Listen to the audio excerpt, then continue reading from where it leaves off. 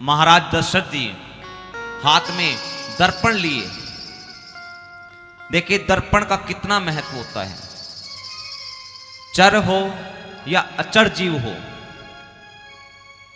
चाहे इंसान कितने ही रंग क्यों ना बदल ले, दर्पण कभी भी झूठ नहीं बोलता। और हमें भगवान क्यों नहीं दिखाई देता? कारण जिस प्रकार से एक दर्पण के आगे यदि धूल जमा हो जाए तो उस दर्पण के आगे धूल जमा होने के बाद क्या हम अपना चेहरा देख सकते हैं? कहिएगा, देख सकते हैं? नहीं देख सकते। उसी प्रकार से ये जो हमारा मन है ये भी एक दर्पण रूप है। जब तक हम हमारे मन से हमारे मन से धूल कौन सी है? काम, क्रोध, लोभ, मद, मोह, मत्सर, ये धूल नहीं हटा पाएंगे, तब तक हमें अपने हृदय के अंदर उस परम पिता परमेश्वर के साकार रूप में दर्शन नहीं हो सकते। तो ऐसे ही महाराज दशरथ जी ने अपने हाथ में दर्पण लिया। दर्पण लेकर के जो उनका मुकुट था उस मुकुट को सीधा करने लगे। श्रवण समीप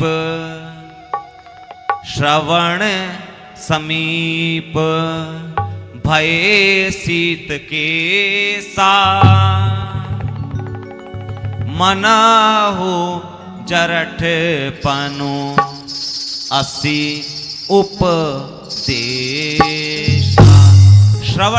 श्रवण यानी कि कान, श्रवण समीप, श्रवण के पास ये जो बाल है, ये वाले बाल दिखाई दिए महाराज दशरथ जी को कि सफेद हो गए।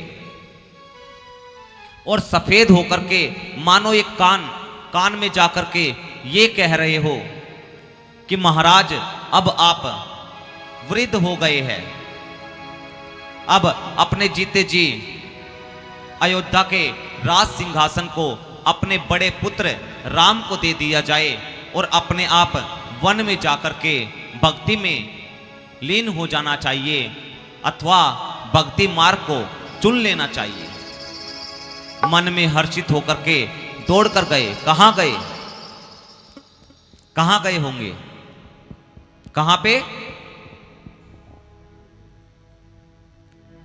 देखिए, इंसान जब भटक जाता है या इंसान को कभी भी किसी चीज के बारे में सलाह लेनी होती है तो वह सदैव अपने से श्रेष्ठ के पास जाता है।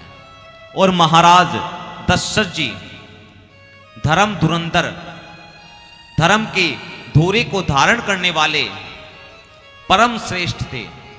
परंतु जो उनके गुरु जी थे, गुरुदेव वशिष्ठ जी, दौड़ करके उनके आश्रम में पहुंचे और चरणों में प्रणाम किया। अब गुरुदेव वशिष्ठ जी ने कहा कि महाराज आपने इस प्रकार से अकस्मात आने की कैसे कृपा की? महाराज दशरथ जी कहने लगे, गुरुजी आप सब जानते हो, हमारे घर की विपत्ति सदैव आपने संभाल रखी है आज तक। आज मुझे लग रहा है कि मुझे भक्ति मार्ग को चुन लेना चाहिए और जो अयोध्या का राज सिंहासन है वो राम को सौंप देना चाहिए। मेरे राम सभी प्रकार से योग्य है और सारी अयोध्या की प्रजा राम को चाहती भी है।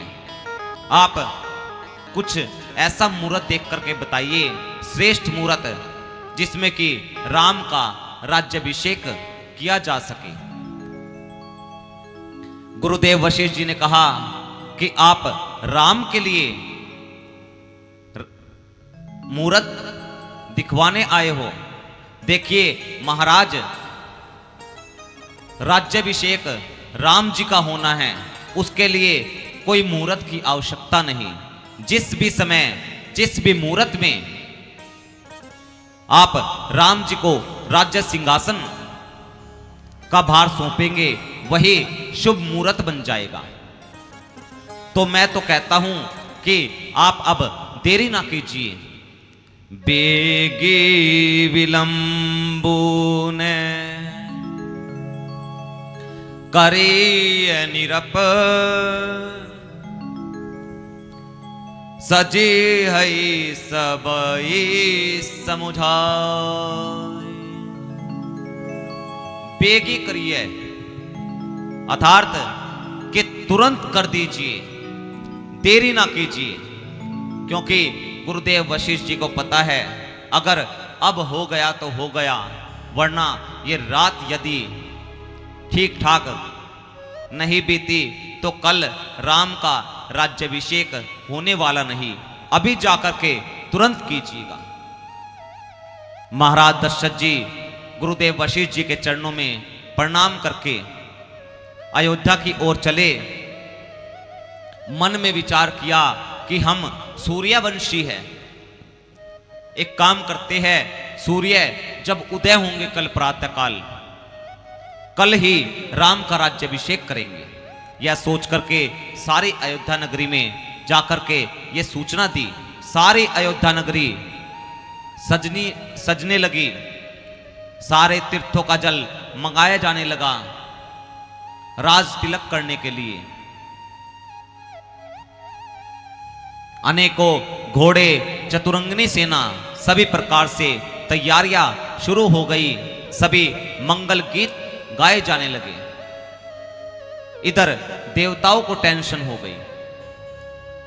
क्या टेंशन हुई? अगर राम जी राजा बनेंगे तो वन में जाकर के निशाचरों का अंत कौन करेंगे? सभी देवी देवताओं ने किससे प्रार्थना की होगी? हमारी जो मति है, हमारी बुद्धि, हमारी कला की देवी मां सरस्वती जी से प्रार्थना की कि आप ही अब कुछ कीजिएगा जिससे कि ये राज तिलक ना हो पावे।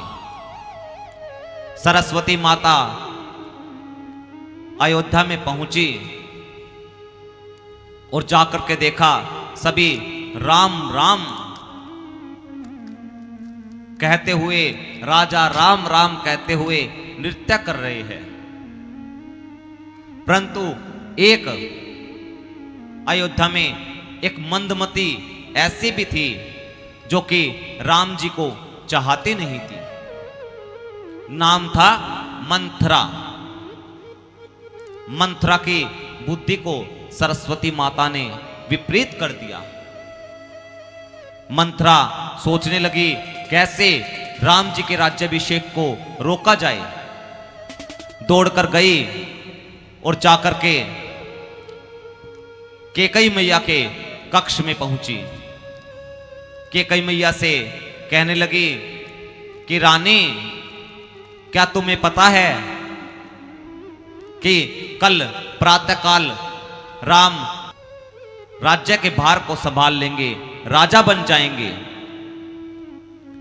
कैकेयी मैया ने कहा इसमें अच्छी बात तो है, इसमें बुरा ही क्या है?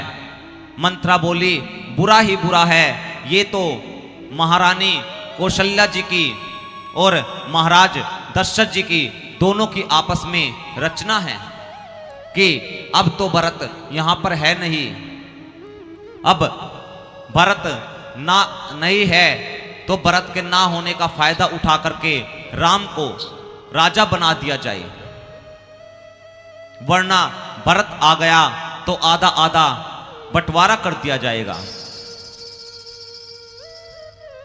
कैकेयी ने फटकार लगाई। किसको? मंथरा को। क्या लगाई? चुप रहो, गरफोड़ी कहीं की, काले मुंह की नागिन की तरह फुफकार मार रही है। ये क्या बोल रही है? आज के बाद ये शब्द यदि तूने मुंह से निकाला तो तेरी जुबान खींच लूंगी। मेरे लिए दोनों एक समान हैं।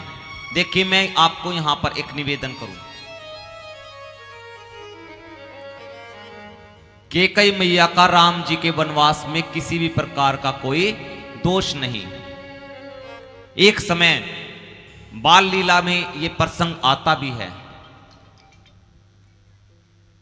राम जी ने जैसे बच्चे खेलते हैं उसी प्रकार से कैकेयी मैया की दोनों आंखें अपने हाथों से बंद कर ली और कहने लगे, राम जी मैया पहचानो मैं कौन हूं। कैकेयी मैया ने हाथों को जैसे ही स्पर्श किया, कहने लगी, तू तो मेरी आंख का तारा मेरा राम है, मैं तुझसे कैसे दूर हो सकती हूं। तब उस समय राम जी ने कहा कि मैया मैं तो तेरा सबसे प्यारा पुत्र राम हूं, परंतु इस प्यारे पुत्र के लिए तुझे एक दिन बुराई स्वीकार करनी पड़ेगी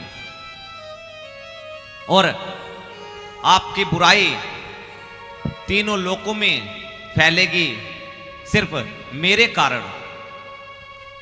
कैकेयी मैया ने कहा कि उस बुराई में भी मेरी भलाई है, ये सारा जगत मेरी बुराई करे परंतु मेरा राम कभी मेरी बुराई ना करे। इस संपूर्ण जगत की नजरों में मैं बुरी कहलाऊं ये मुझे स्वीकार होगा, परंतु अपने राम की नजरों में मैं कभी बुरी बनूं ये मुझे कदापि स्वीकार नहीं हो सकता। राम जी ने हाथ जोड़कर कहा, मां आपका बहुत बहुत धन्यवाद। तो आज वही अवसर आया, मंत्रा सिखाने लगी कि जाओ अब भी समय है। अब कैकेयी मैया को भी पता है मन में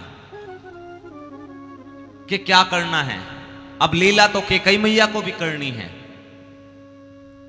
मंत्रा ने कहा कि जाओ जाकर के महाराज दशरथ जी को मना लो। अब कैकेयी आई मीठी मीठी बातों में। कैकेयी ने कहा कि मानेंगे कैसे। तब मंत्रा ने कहा कि याद करो देव और असुर का जब संग्राम हुआ था, आपस में युद्ध हुआ था और महाराज दशरथ जी को जब बाण लगा था तो तुमने बड़े चतुराई से महाराज दशरथ जी के रथ को दौड़ा करके अलग ले जा करके महाराज दशरथ जी को बचाया था। तब महाराज दशरथ जी ने कहा कि रानी तुम मेरी प्राण प्रिय हो, मांगो क्या मांगती हो। महाराज दशरथ जी ने तुमसे 2 वरदान देने के लिए कहा था, तब तुमने कहा था कि समय आने पर मांगूंगी, अभी नहीं मांगती। तो अब वो समय आ गया, तुम जाओ और जाकर के सबसे पहले वरदान में मांगना राम जी की जगह भरत का राज्याभिषेक करा दिया जाए और दूसरे वरदान में मांगना राम के लिए 14 वर्ष का वनवास। कैकेयी मैया ने कहा कि भरत का राज्याभिषेक तो ठीक है, परंतु राम का 14 वर्ष का वनवास क्यों। तब मंत्रा ने कहा कि देखो महारानी सारी प्रजा राम जी को चाहती है, भरत को इतना नहीं चाहती। यदि राम यहीं पर रहेंगे और भरत राजा होगा तो एक दिन ऐसा होगा कि सारी प्रजा राम जी को उत्सुक कर दे राज्य को पाने के लिए और सारी प्रजा विमुख हो जाए भरत से। यदि राम 14 वर्ष वन में रह जाएंगे तो 14 वर्ष के अंदर सारी प्रजा को भूल पड़ जाएगी राम जी की। इसीलिए ये बहुत जरूरी है तुम अभी जाओ और कोप भवन में जाकर के अपने बालों को खोल लेना, मलिन वस्त्र पहन लेना और राम जी की सौगंध दे करके अपने वचन मांगना। कभी महाराज दशरथ जी की बातों में आ जाओ, कभी उनके बहकावे में आ जाओ। अब कैकेयी मैया गई है कोप भवन में। कोप भवन समझते हो क्या है? कोप भवन आजकल तो नहीं बनवाए जाते, बाकी 1-2 की कह नहीं सकते, किसी ने संसार में बनवाया हो तो पहले के राजा महाराजा एक लड़ाई करने के लिए एक कक्ष बनवाते थे जिसका नाम होता था कोप भवन। उसमें क्या होता था, बहुत भारी भारी दीवारें होती थी, कितना ही अंदर कितनी तेज तेज लड़ाई कीजिए, पड़ोसी तो दूर, बगल वाले कमरे वाले को भी नहीं सुनती थी। उसका नाम होता था कोप भवन। अब कोप भवन में पहुंची है महारानी कैकेयी, वहां से दासी को भेजा कि जाओ और जाकर के महाराज दशरथ जी को कहो कि अभी की अभी तुरंत महारानी कैकेयी ने कोप भवन में बुलवाया है। अब दासी गई, एक कक्ष में बैठ करके राम जी को महाराज दशरथ जी राज्य के भार को संभालने के लिए उपदेश दे रहे थे। उस कक्ष में किसी का भी आना मना था। भार द्वारपालों ने दासी को रोका कि अभी अंदर नहीं जा सकते। दासी ने वही सूचना जो महारानी कैकेयी ने दी थी, वही सूचना वहां द्वारपालों को दे दी कि महाराज दशरथ जी को तुरंत महारानी कैकेयी ने कोप भवन में बुलाया है। महाराज दशरथ जी आए, आकर के द्वारपालों ने सूचना दी। जैसे ही सूचना दी, तुरंत महाराज कहने लगे कि कोप भवन महारानी कैकेयी ने बुलाया है। दौड़ कर गए और जाकर के देखा महारानी कैकेयी नीचे पृथ्वी पर मलिन वस्त्र पहन करके, बाल खुले हुए, सारे आभूषणों का त्याग करके लेटी हुई है। नेत्रों में आंसू है, लेटी हुई है। महाराज दशरथ जी ने कंधे पर हाथ लगाया, कहा कि हे प्राण प्रिय, क्या हुआ? महारानी कैकेयी ने महाराज के हाथ को झटक दिया कि दूर हो जाओ मुझसे। महाराज दशरथ जी ने कहा, हे प्राण प्रिय, तुम ऐसे इतने क्रोधी स्वभाव में क्यों हो? क्या मांगना चाहती हो? बताओ, मैं तुमको वचन देता हूं, मैं तुम्हें जो भी मांगोगी मैं वही दूंगा। महारानी कैकेयी ने कहा कि अपने पहले वचन तो आज तक तुमने पूरे नहीं किए, अब क्या पूरे करोगे? महाराज दशरथ जी बोले, रघुकुल रीत सदा चली आई, प्राण जाई पर वचन न जाई। ये रघुकुल की रीति है कि प्राण जा सकते हैं, परंतु हे प्राण प्रिय, अपने वचनों को मिथ्या नहीं होने दूंगा। महारानी कैकेयी ने कहा कि ठीक है, ऐसी बात है तो राम जी की सौगंध खा करके कहो कि जो मैं मांगूंगी वो आप दोगे। महाराज दशरथ जी ने कहा, मैं राम जी की सौगंध खा करके कहता हूं, जो तुम मांगोगी मैं तुम्हें वही दोनों के दोनों वचन तुम्हें दूंगा।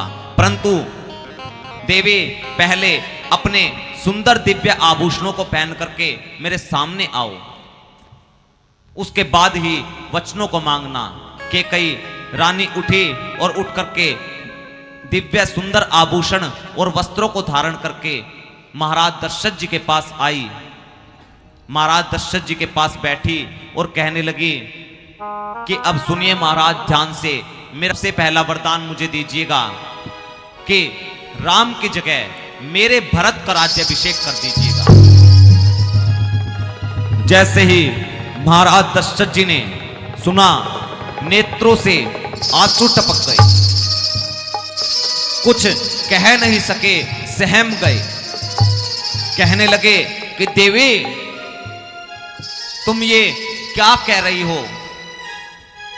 मेरे तो राम और भरत दोनों नेत्र है, एक समान मानता हूं। मैं शिव जी की सौगंध खा करके कहता हूं, दोनों मेरे एक समान नेत्र है। और राम को तो राज्य का कोई लोभ नहीं। तुम ये क्या मांगने लग रही हो? बोले कि ये तो ठीक है, पहले मेरे दूसरे को सुनिएगा जो आपको देना है। महारानी कैकेयी ने कहा कि महाराज, राम का 14 वर्ष का वनवास होना चाहिए।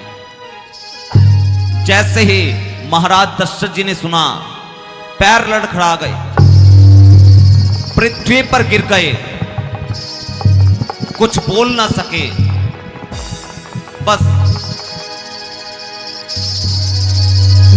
यही शब्द सभी के मन से निकलने लगा कि कई तूने लूट लिया दशरथ के खजाने को, कि कई तूने लूट लिया दशरथ के खजाने को, के कई तूने लूट लिया, के कई तूने लूट लिया दशरथ के खजाने को, के कई तूने लूट लिया, के कई तूने लूट लिया दशरथ के खजाने को। तो तरस जाएगी रानी, तो तरस जाएगी रानी, मांग अपनी सजाने को। तो तरस जाएगी रानी, मांग आने को, के कई तूने लूट लिया, के कई तूने लूट लिया।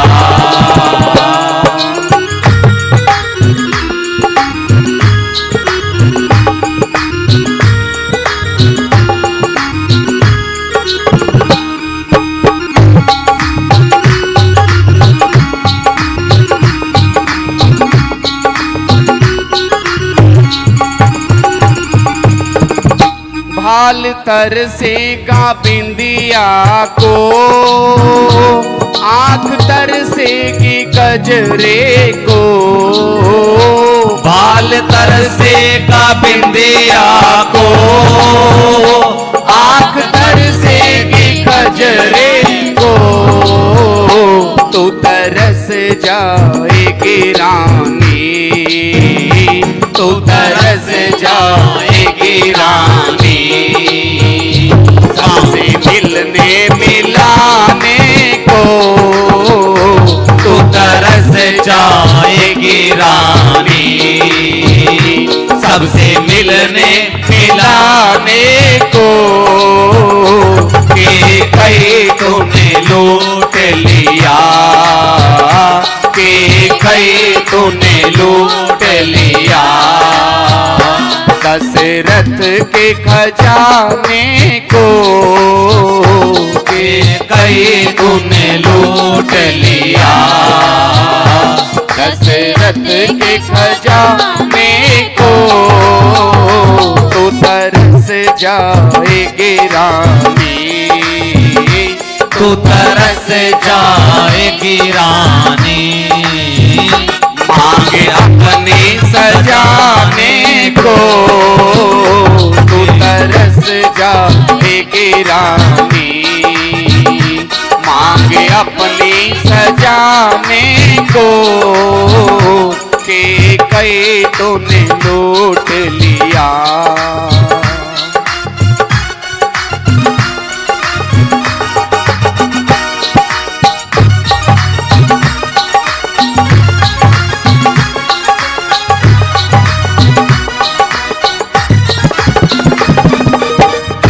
मार पाई ना तू मन को, तूने जाना है धन जन को। मार पाए ना तू मन को, तूने जाना है धन जन को। रघुकुल के जीवन को राम भेजे हैं वन को। रघुकुल के जीवन को राम भेजे हैं वन को।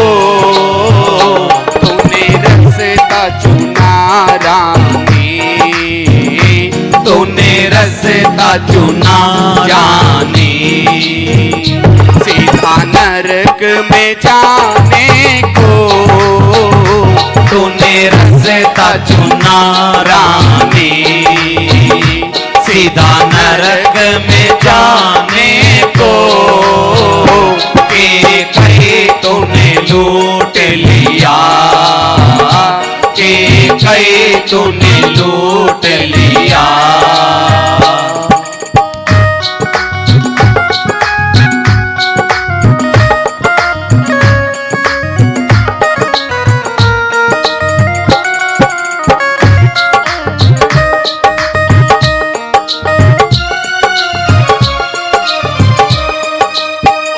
राम प्राणों से प्यारे मेरे, नैनों के है तारे मेरे। राम प्राणों से प्यारे मेरे, नैनों के है तारे मेरे।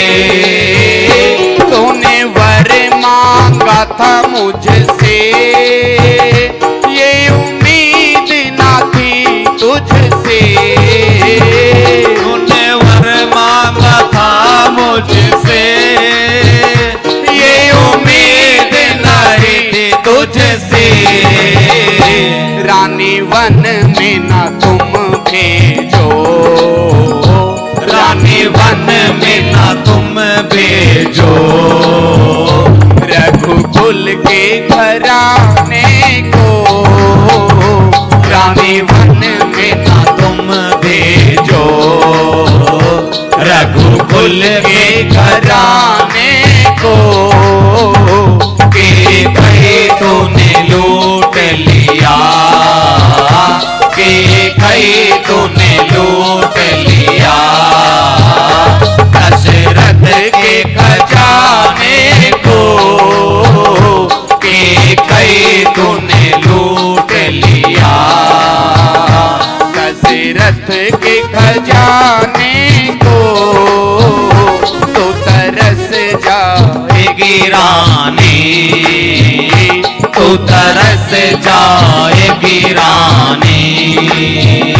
मांग अपनी सजाने को तरस जाएगी रानी।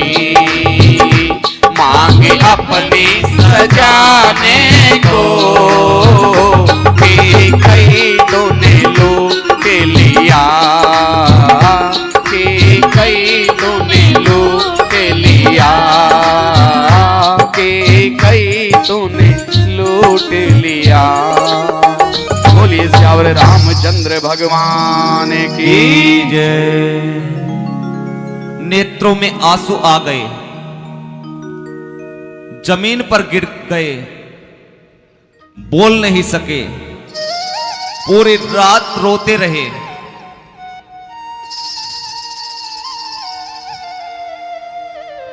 पूरी रात बीत गई।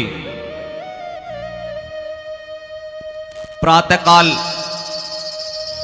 जब मंत्रीगणों ने देखा कि महाराज अभी तक नहीं आए, तो आर्य सुमंत कोप भवन में पहुंचे और जाकर के जैसे ही महाराज दशरथ जी को पृथ्वी पर गिरा हुआ देखा, नेत्रों में आंसू है, पैर लड़खड़ा रहे हैं, नेत्र बंद है, आंसू टपक रहे हैं, मूर्छित होकर के जमीन पर गिरे हुए हैं, कुछ बोल नहीं रहे हैं। आर्य सुमंत ने महारानी कैकेयी से कहा कि महारानी, आज तक मैंने बचपन से लेकर के महाराज दशरथ जी के नेत्रों में इस प्रकार से आंसू कभी नहीं देखा। ये स्थिति मेरे महाराज की कैसे हो गई? मैं बचपन से अपने महाराज दशरथ जी का मित्र भी रहा, मंत्री भी रहा, परंतु इस प्रकार व्याकुल मैंने अपने मित्र को नहीं देखा। महारानी कैकेयी ने कहा कि तुम्हारे महाराज ने राम राम कह करके पूरी रात्रि बिता दी, जाओ जा करके राम को बुला करके लाओ, राम को ही ये बताएंगे कि इन्हें क्या दुख हुआ है। आर्य सुमंत राम जी को बुला करके ले आए। राम जी आए और जैसे ही पिताजी को देखे दौड़ कर गए। राम जी ने जन्म से लेकर के आज तक कभी अयोध्या में दुख नाम का शब्द तक नहीं सुना। और जैसे ही अपने पिता को पृथ्वी पर गिरा हुआ देखा, सहम गए। क्या कहे, कहने लगे, मां मेरे पिताजी को क्या दुख हो गया, ये राम अपने प्राण देकर भी अपने पिताजी के दुख को दूर करेगा। हे मां बताइए क्या दुख हो गया।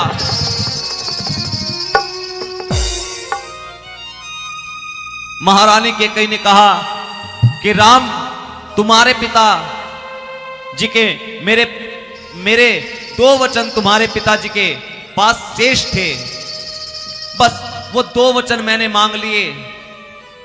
अब ये वचनों से विमुख होकर के इतना दुख जता रहे हैं।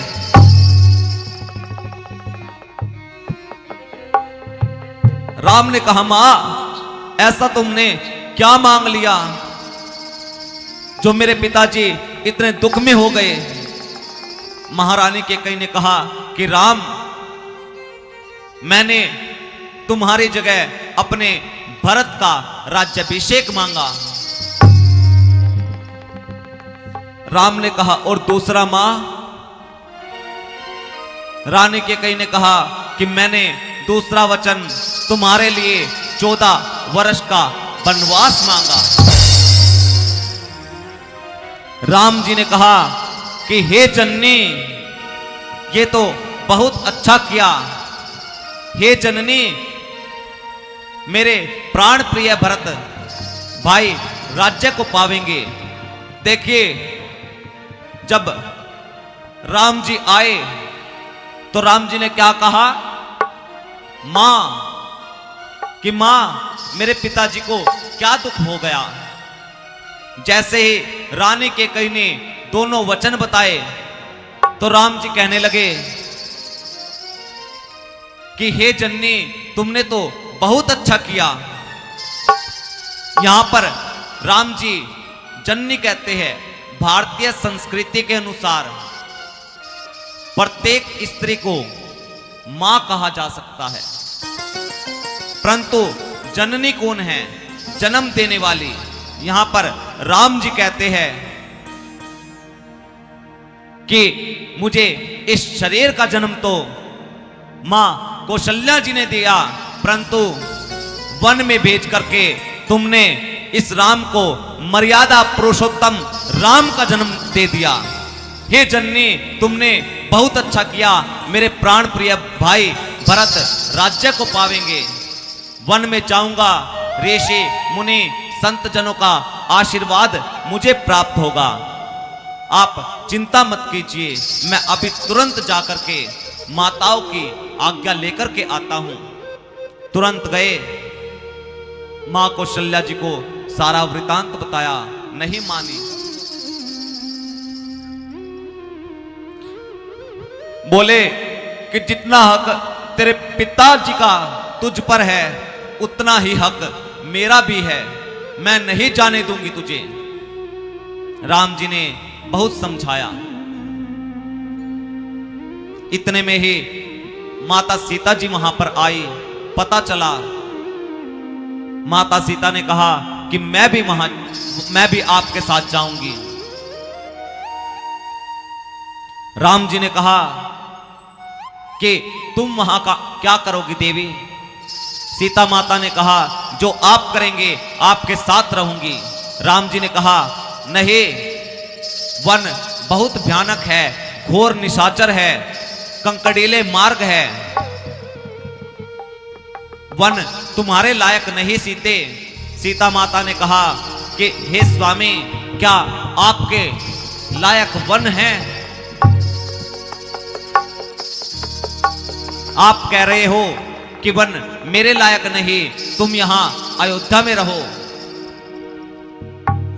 यदि आप वन में रहोगे और मैं अयोध्या में रहूंगी, तो मुझे ये अयोध्या भी वन की भांति आपके बिना दिखाई देगी।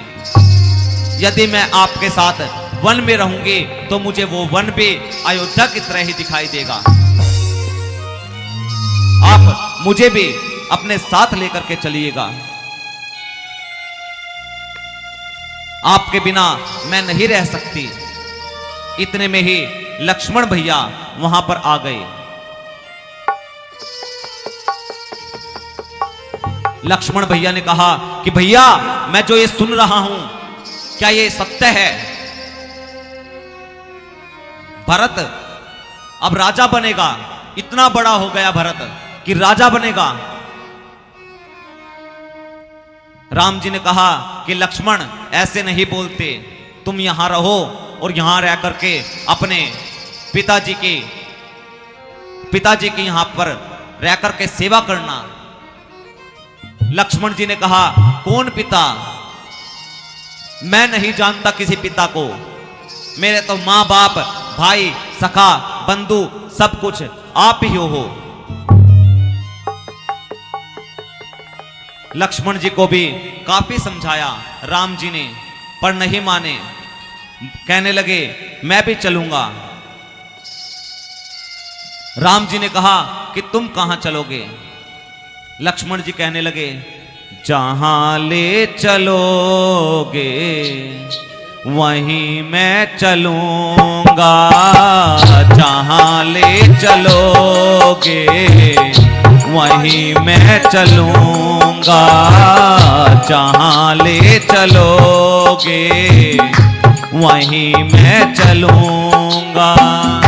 जहां नाथ रख लोगे, जहां नाथ रख लोगे वहीं मैं रहूंगा। जहां ले चलोगे वहीं मैं चलूंगा। जहां ले चलोगे वहीं मैं चलूंगा।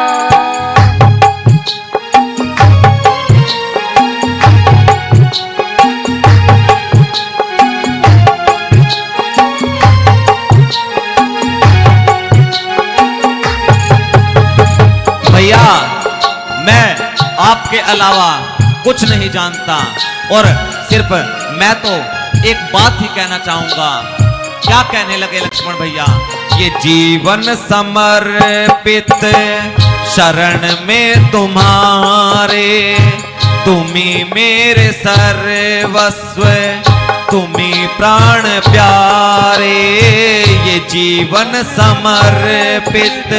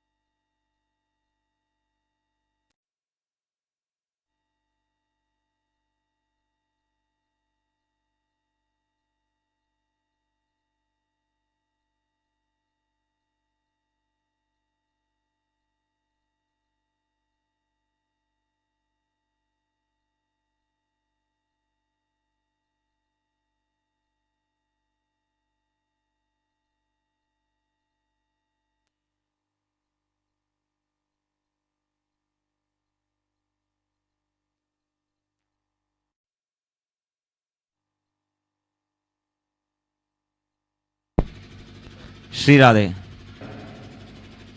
सेक्टर में भी लाइट भागती है, रात को भी भागती है या कथा के समय ही भागती है? ये रात को भी जाती है। बोलिए श्यावर रामचंद्र भगवान की जय। कहां पहुंचे थे हम?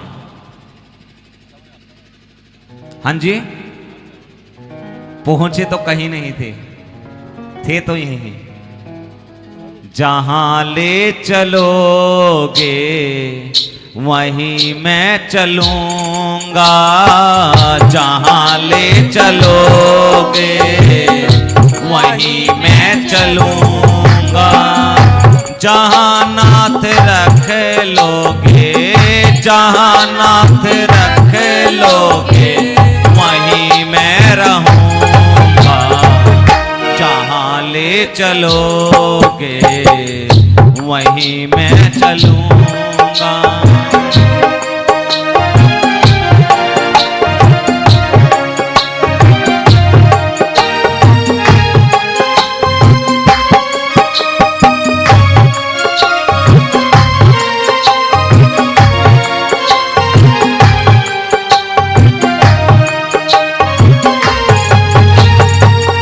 जीवन समर्पित शरण में तुम्हारे, तुम्ही मेरे सर्वस्व, तुम्ही प्राण प्यारे। ये जीवन समर्पित शरण में तुम्हारे, तुम्ही मेरे सर्वस्व, तुम्ही प्राण प्यारे। तुम्हें छोड़ कर नाथ, तुम्हें छोड़ कर किससे कहूँगा, जहाँ ले चलोगे वहीं मैं चलूँगा, जहाँ ले चलोगे वहीं मैं चलूँगा।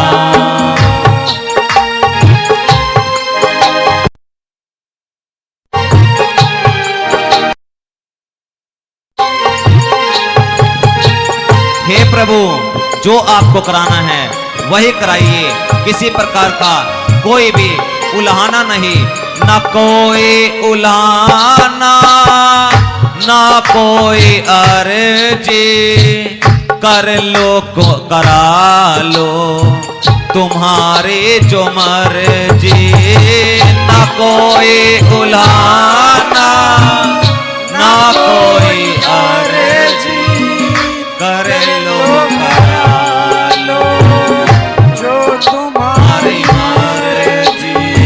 कहना भी होगा तो, कहना भी होगा तो तुम्हीं से कहूँगा, जहाँ ले चलोगे वहीं मैं चलूँगा, जहाँ ले चलोगे वहीं मैं चलूँगा।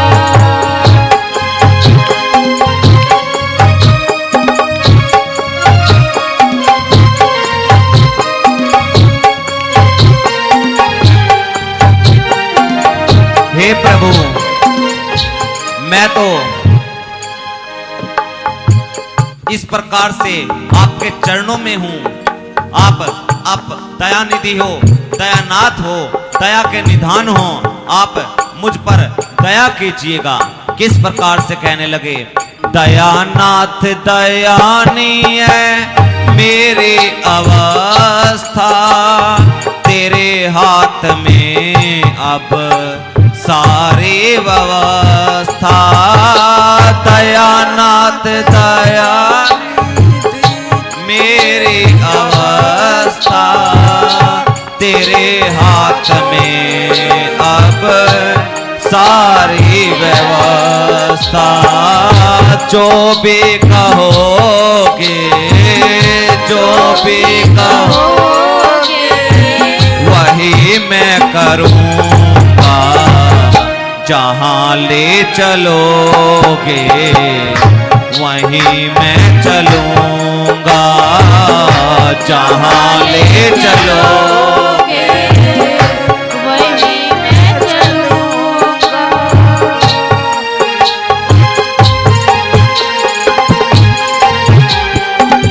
लक्ष्मण जी रोने लगे कि हे प्रभु, आप कृपा कीजिए, आपकी ही दिन बनाई हुई है, आपकी ही रातें हैं, हे कृपानाथ आप कुछ तो कीजिएगा, आप जो भी सहाओगे वही मैं सहूंगा। किस प्रकार से कहा, तुम्हारे ही दिन है, तुम्हारे ही रातें, कृपानाथ सब कुछ है, तुम्हारी कृपा से, तुम्हारे ही दिन है, तुम्हारे ही रातें, कृपानाथ सब कुछ है, तुम्हारी कृपा से, सहाओगे नाथ जो भी, सहाओगे नाथ जो भी, खुशी से सहूंगा, जहां ले चलोगे वहीं मैं चलूंगा, जहां ले चलोगे वहीं मैं चलूंगा, जहां ले चलोगे वहीं मैं चलूंगा। काफी समझाया, लक्ष्मण भैया नहीं माने। राम जी ने लक्ष्मण भैया को भी आज्ञा दी। लक्ष्मण जी, माता सीता जी, राम जी दशरथ जी के पास पहुंचे, चरणों में प्रणाम किया, मां कैकेयी के चरणों में प्रणाम किया और वन जाने को तैयार हुए। आर्य सुमंत को महाराज दशरथ जी ने कहा कि सुमंत तुम जाओ, रथ में बैठा करके लेकर जाओ और 4 दिन वन प्रदेश दिखा करके वापिस ले आना। अगर राम नहीं आए तो सीता को अवश्य ले आना। जब तक सीता का मन करे तब तक अयोध्या में रह लेगी, तब मन करे जब मिथिला चली जाया करेगी। आर्य सुमंत को साथ में भेजा। आर्य सुमंत जी, राम जी, लक्ष्मण जी, मां सीता जी रथ पर आरूढ़ हुए। सारे प्रजा नेत्रों में आंसू लिए वन की ओर चलने लगे। राम जी ने सारी प्रजा को मना किया कि मत चलिएगा। सारी प्रजा नहीं मानी कि जहां हमारे राम होंगे वहीं हमारी अयोध्या होगी। सारी प्रजा रथ के पीछे पीछे चल पड़ी। पहले दिन तमसा नदी के तट पर पहुंचे। वहां पर सारी प्रजा पैदल चली हुई थी, थक गई थी, सो गई। राम जी ने माया को प्रेरित किया, सारी प्रजा को गहरी नींद में सुला दिया। आर्य सुमंत से कहा कि पहले उत्तर की ओर रथ को चलाइएगा और फिर वापस ला करके जो उत्तर की ओर पहियों के निशान थे उनको मिटा दीजिएगा। आर्य सुमंत ने पूछा कि प्रभु आप ऐसा क्यों करवा रहे हो? राम जी ने कहा कि सुमंत, यदि ये सारी प्रजा मेरे साथ वन में रहेगी तो ये भी दुखी होंगे, उधर पीछे से इनके घर वाले भी दुखी होंगे। कुछ देर मुझे ढूंढ करके वापस अपने घर को चले जाएंगे और हम चलते हैं दक्षिण दिशा की ओर। आर्य सुमंत जी ने ऐसा ही किया। पहले दिन तमसा नदी, दूसरे दिन सई नदी, तीसरे दिन गोमती नदी पर विश्राम भया। चौथे दिन श्रृंगवेरपुर पहुंचे। गंगा मैया के तट पर है, जो आज के वर्तमान समय में सिंगरौर के नाम से जाना जाता है। वहां पर पहुंचे। वहां के राजा है निषाद राज गुहू, जो कि राम जी के बचपन के मित्र है। पता लगा राम जी आए हैं। अनेकों उपहार फल लेकर के राम जी के पास पहुंचे। राम जी के बारे में सारा वृतांत जाना। लगे कि कई मैया को कोसने। राम जी ने कहा कि मित्र, मैं अपनी मर्जी से ही अपने पिताजी के वचनों को पूरा करने के लिए वन में आया हूं। तब निषाद राज जी ने कहा कि प्रभु आप यहां पर रहिएगा सिंगवेरपुर में, और यहां रह करके आप राज्य को संभालिएगा। राम जी ने कहा कि मित्र, तुमने बात तो बहुत अच्छी कही, परंतु मैं 14 वर्ष तक यह संकल्प लेकर के आया हूं कि मुझे किसी भी धातु को हाथ नहीं लगाना और किसी भी नगर में 14 वर्ष तक प्रवेश नहीं करना। रात्रि में वहीं पर कुशा का आसन बिछाया, एक शीशम के वृक्ष के नीचे, आज भी है वो शीशम का वृक्ष, वहां पर दर्शन करने आज भी गया था मैं थोड़े दिन पहले। तो उस शीशम के वृक्ष के नीचे कुशा का आसन बिछाया, वहां पर मां जानकी जी, प्रभु श्री राम जी रात्रि को विश्राम करने लगे। लक्ष्मण भैया पहरे पे खड़े हो गए। अब निषाद राज जी ने कहा कि लक्ष्मण भैया, कैकेयी ने ये अच्छा नहीं किया। जिन राम जी के जीवन में सुख आने वाला था, उन राम जी को कैकेयी ने दुख दे दिया। लगे कैकेयी मैया को कोसने। लक्ष्मण ने कहा कि निषाद जी, जो दुखी होता है क्या उसे नींद आती है? निषाद जी ने कहा नहीं। तो एक बात बताइए, मेरे भैया दुखी कहां हैं? आराम से सो रहे हैं, वो देखो। इसमें कैकेयी मैया का कोई दोष नहीं। अगले दिन प्रातःकाल राम जी ने बड़ का दूध मंगवाया। किस लिए? अपने बालों को, जटाओं को व्यवस्थित करने के लिए। 14 वर्ष वन में रहना है।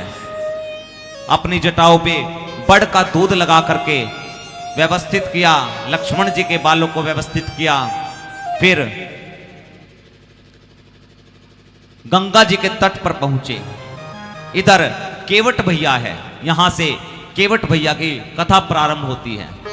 केवट भैया रात्रि में जब सारी वार्तालाप हो रही थी, तब सुन रहे थे कि जो ये आए हैं ये जीव नहीं है, ये साक्षात जगदीश आए हैं। अब इतने में ही प्रातःकाल पहले ही केवट भैया निषाद राज जी के पास पहुंचे और कहा कि महाराज, मैं आज आपसे कुछ मांगना चाहता हूं। निषाद राज जी ने कहा, क्या मांगना चाहते हो?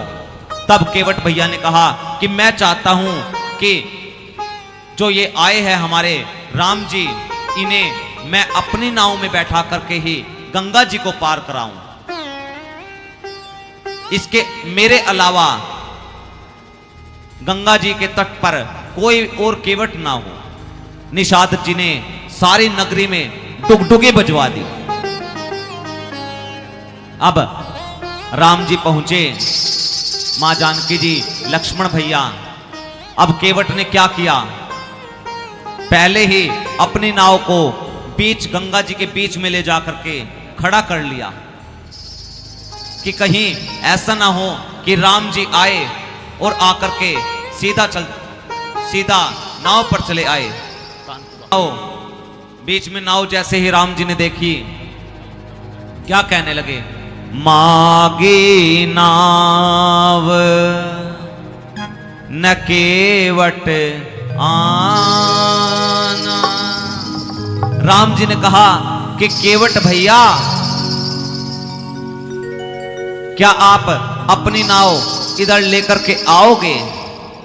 मागी नाव ने केवट आना, कहाए तुम्हारे मरम मैं जाना। केवट ने कहा, बिल्कुल भी नहीं लेकर के आऊंगा।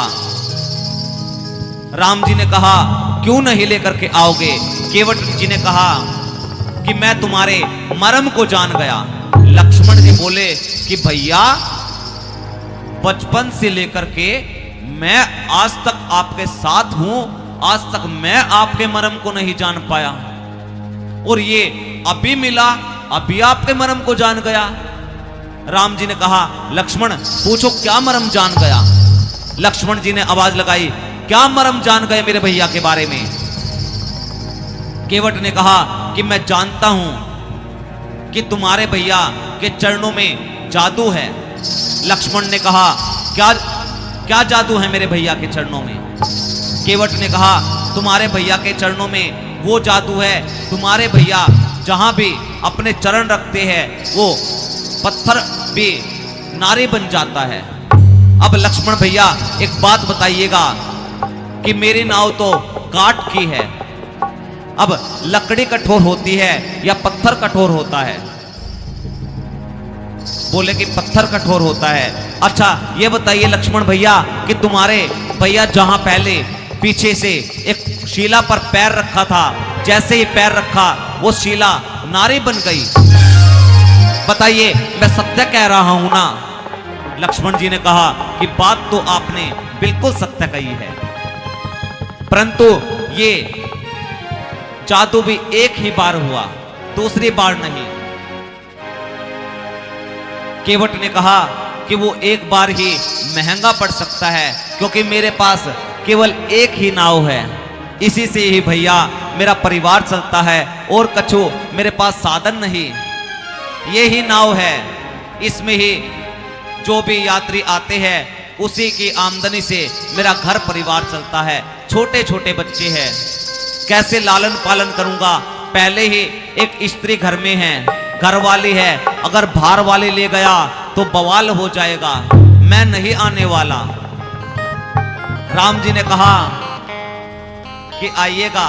लक्ष्मण भैया बोले एक बार आओ तो सही, भैया बुला रहे हैं। बोले बिल्कुल भी नहीं आऊंगा, मैं पहले चेक करके देखूंगा। लक्ष्मण भैया बोले कि कैसे चेक करोगे? डॉक्टर हो तुम, एमबीबीएस की हुई है तुमने। केवट बोले कि एमबीबीएस नहीं, बीडीएस की हुई है।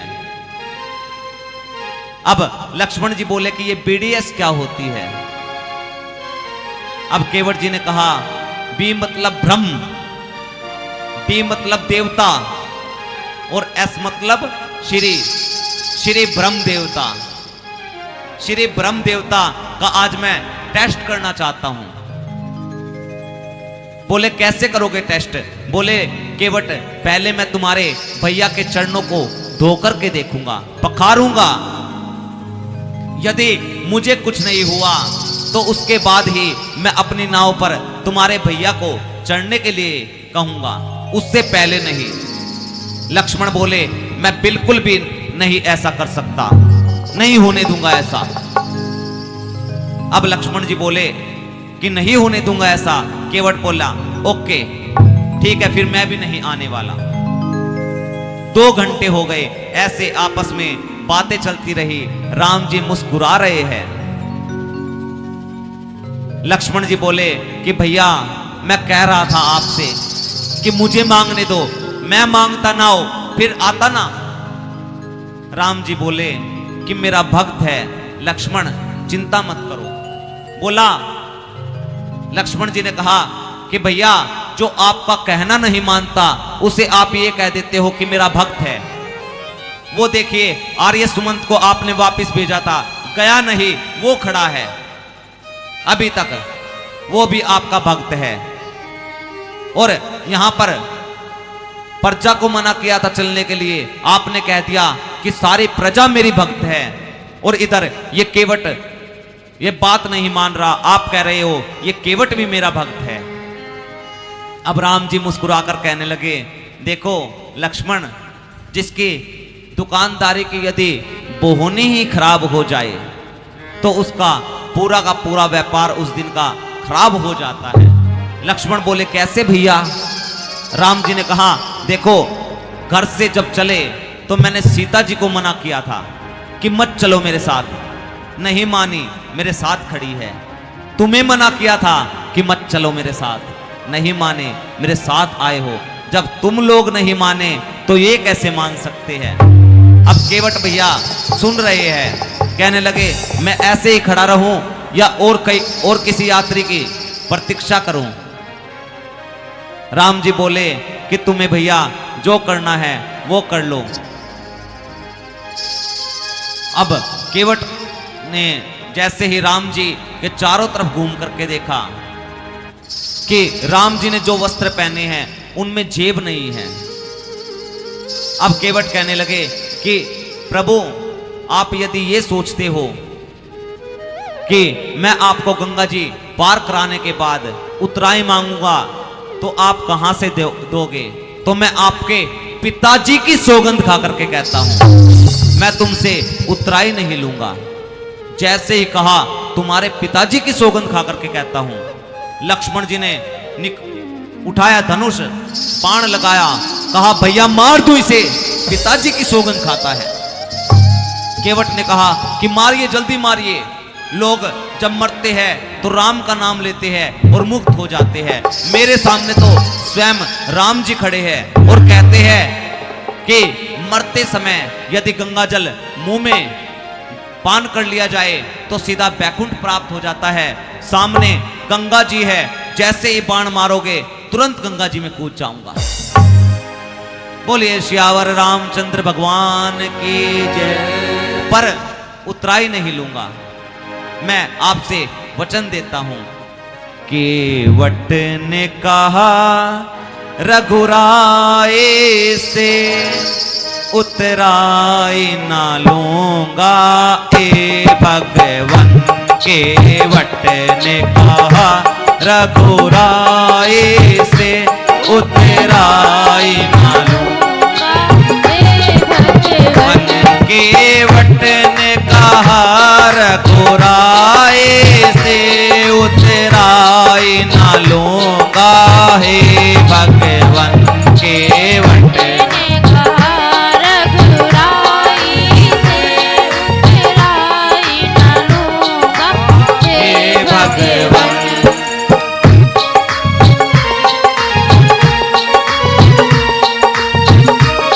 तालियों की सेवा देते हुए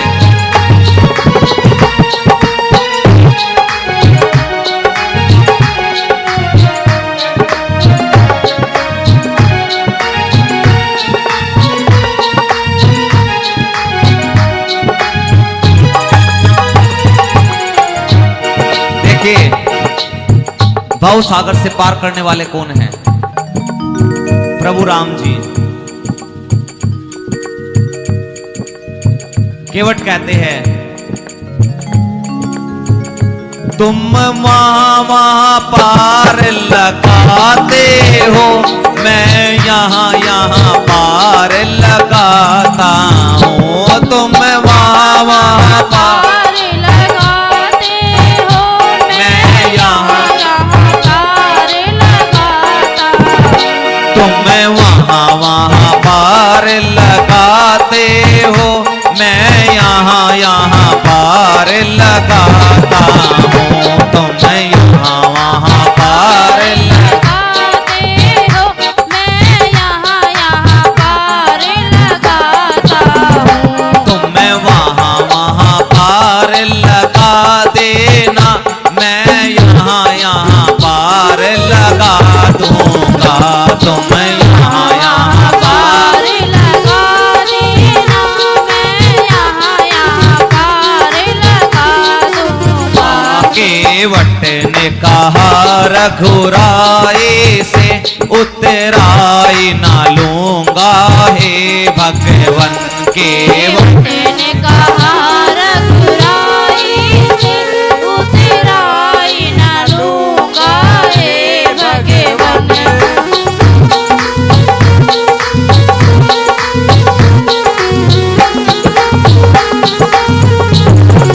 तालियों की सेवा देते हुए बड़े भाव के साथ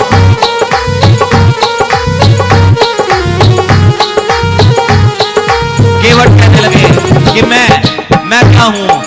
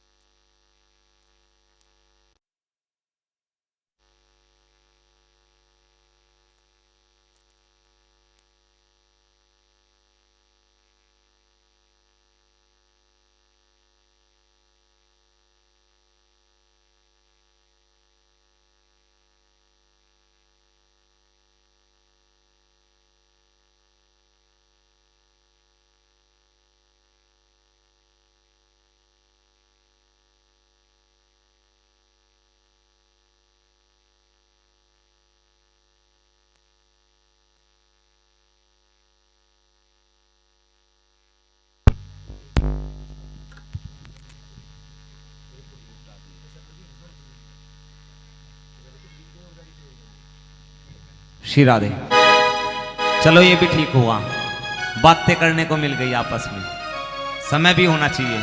हम तो कहे जितने दिन भी है 2-3 मिनट लाइट भागनी चाहिए, इधर उधर की बातें हो जाती है। एक बार जोरदार ताली अपने लिए तो जोरदार बजाते हो, परमात्मा के लिए भी बजानी चाहिए जोरदार।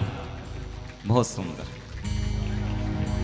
केवट ने कहा रघुराए से उतराई न लूंगा हे भगवन। केवट ने कहा रघुराई से उतराई न लूंगा हे भगवन। केवट ने कहा रघुराई से उतराई न लूंगा हे भगवन। केवट ने कहा रघुराई से उतराई न लूंगा हे भगवन।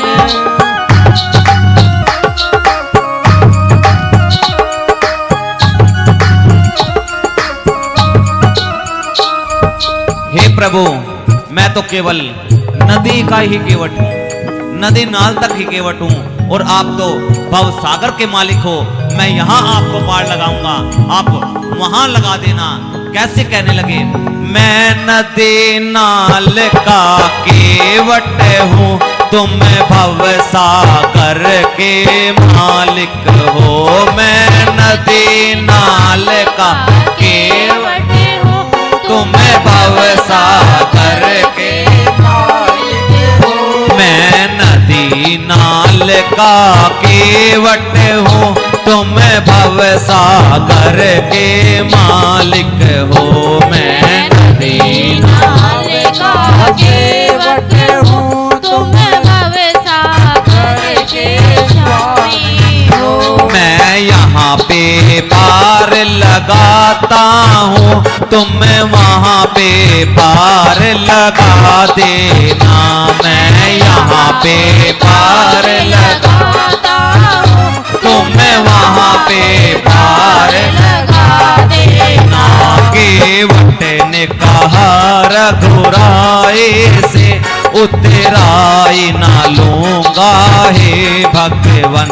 केवट ने कहा रघुराई से उतराई न लूंगा हे भगवन।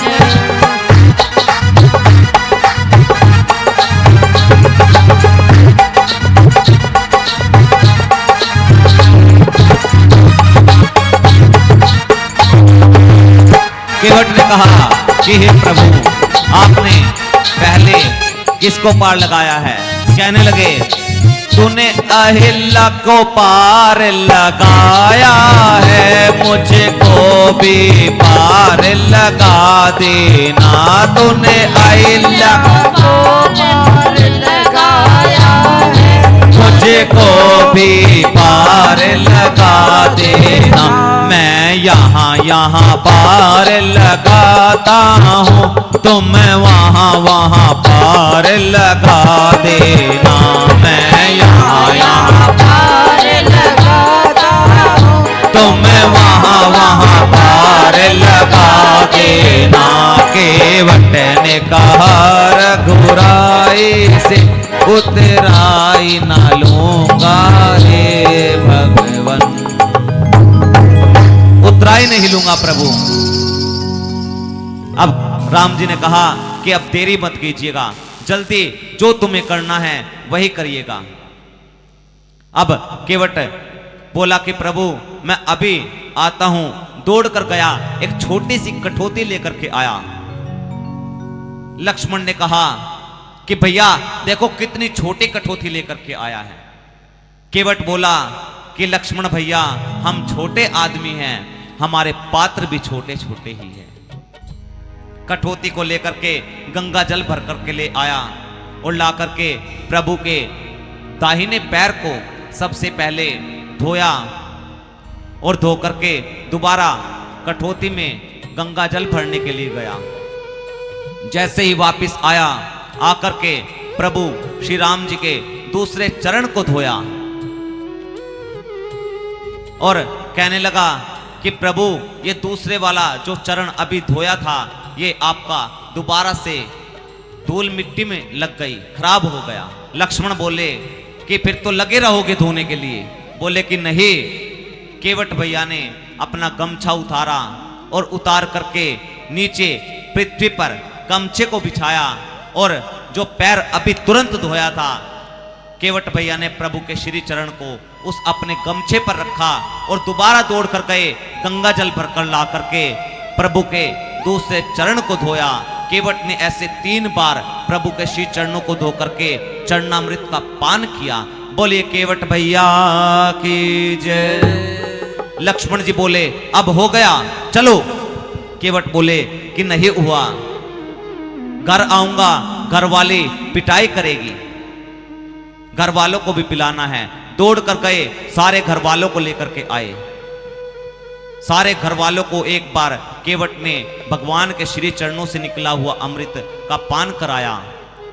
फिर राम जी ने कहा कि अब चलिए केवट भैया। केवट ने कहा नहीं प्रभु, आप लोगों को तो गंगा पार करा दूंगा, वापिस इसी गांव में आना है, गांव वाले पिटाई करेंगे। दोबारा केवट ने कठौती में गंगा जल भर के सारे गांव वालों को पान कराया। अब राम जी लक्ष्मण जी कहने लगे अब तो चलिए केवट भैया। केवट ने कहा कि प्रभु बस एक बार और। राम जी ने कहा कि अब किसके लिए, अब तो कोई दिखाई नहीं दे रहा। तब केवट ने कहा हे प्रभु, आपको यदि दिखाई दे दिए होते तो कब के पार उतर गए होते। मैं ना दिखाई देने वाले को अब की बार आपके श्री चरणों से निकला हुआ अमृत का पान कराना चाहता हूं।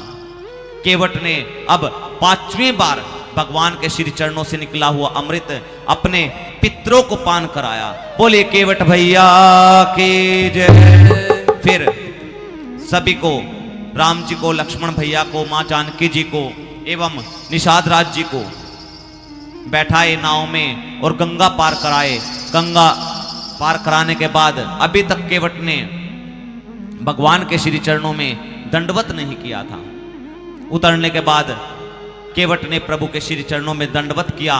सीता मैया को लगा कि केवट को कुछ दिया नहीं, तो सीता मैया ने अपनी सवर्ण की मुद्रिका प्रभु से दी और कहा कि हे प्रभु, आप ये केवट को दे दीजिएगा। केवट को प्रभु देने लगे, आग्रह किया। केवट ने मना किया, हे प्रभु, अब मुझे कुछ नहीं चाहिए, मुझे तो वो मिल गया जो आज तक किसी को नहीं मिला। आपके चरणों का अमृत मुझे प्राप्त हो गया। हाँ, आप आते समय जो भी मुझे दोगे मुझे वो स्वीकार होगा।